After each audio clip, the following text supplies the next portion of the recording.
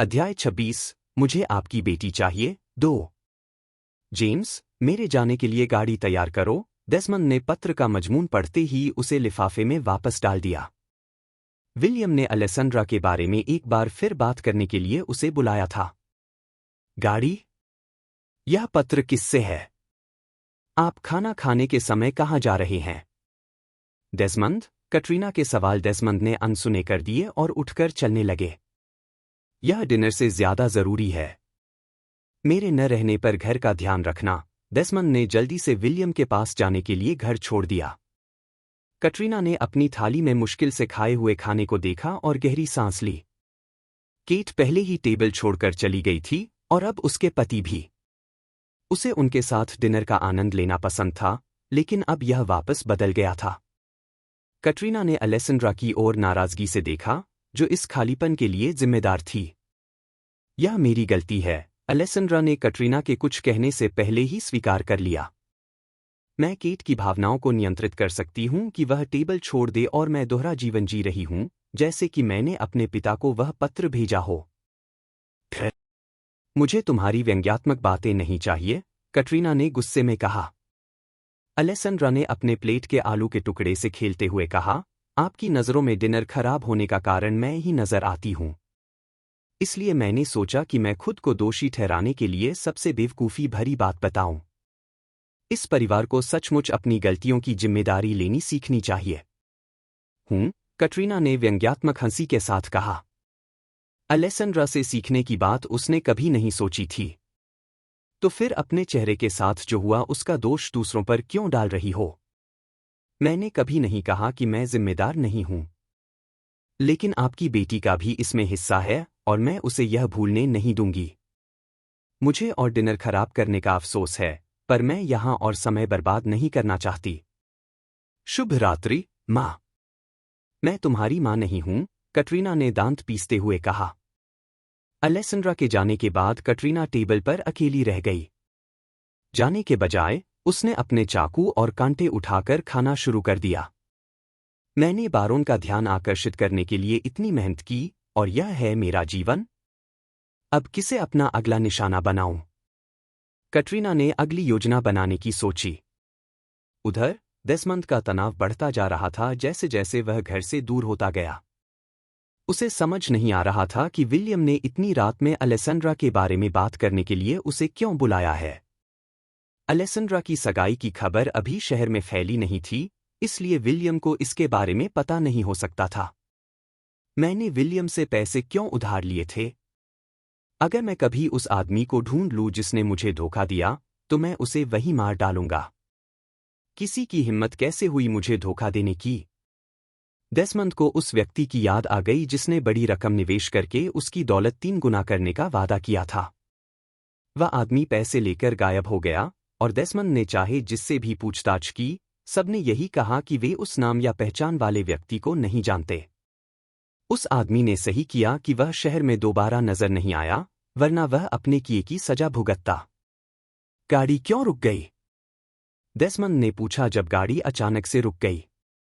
खिड़की से बाहर देखते हुए उसे लगा कि वह अभी विलियम के घर नहीं पहुंचा है।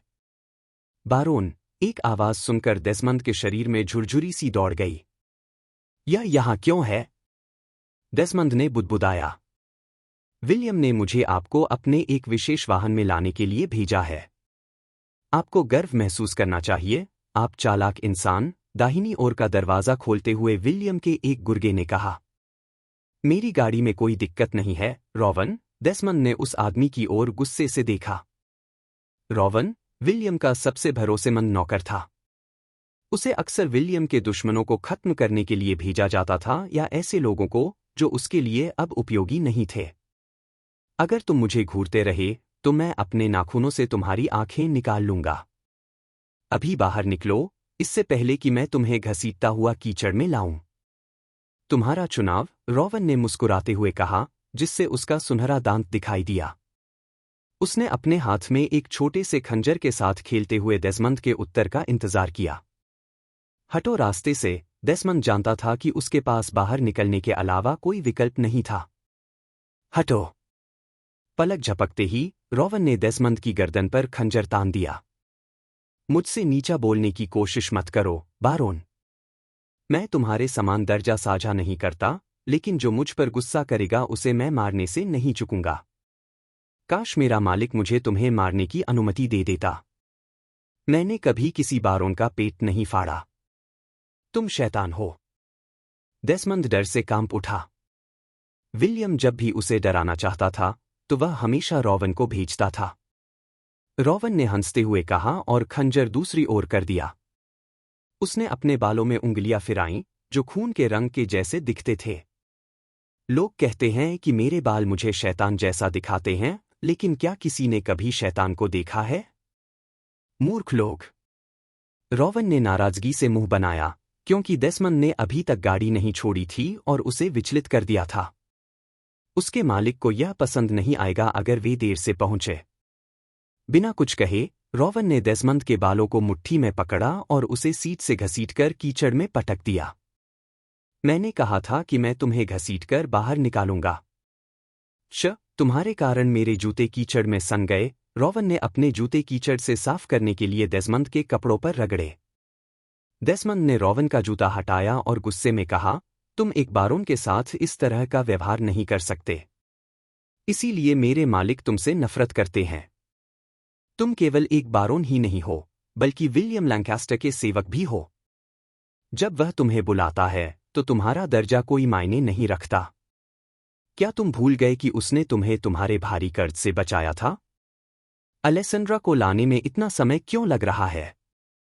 मूर्ख आदमी। रॉवन ने डेसमंड की बगल में लात मारी, जिससे वह कीचड़ में गिर गया। एक बारोन जो कीचड़ में कुत्ते की तरह लौट रहा है। क्या नजारा है! काश मेरे मालिक यहां होते और यह देखते।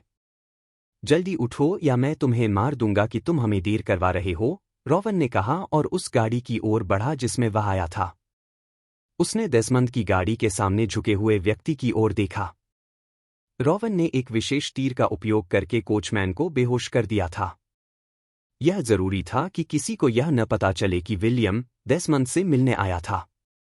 डेसमंड ने मुट्ठियां कस लीं, रॉवन पर हमला करने की इच्छा से भरे हुए, लेकिन उसने धैर्य रखना सीखा। जब उसकी विलियम के साथ डील खत्म होगी और वह अपने पैरों पर खड़ा होगा, तो वह रॉवन का सिर कलम करेगा। अच्छे काम का फल इंतजार करने वालों को मिलता है, उसने खुद को याद दिलाया। यह वाक्य डेसमंड को कठिन समय में सांत्वना देता था और इंतजार का इनाम उसके करीब था, उसे बस महसूस हो रहा था। अलेसेंड्रा और विलियम की शादी से डेसमंड को फायदा होगा, क्योंकि उसके पास एक बड़ी योजना थी जिससे अलेसेंड्रा के नाम पर आई जमीन और पैसा अपने नाम कर लेगा। इसके बाद उसे अलेसेंड्रा को फिर से छिपाने में कोई कठिनाई नहीं होगी। इस योजना में केवल एडगर एक समस्या था।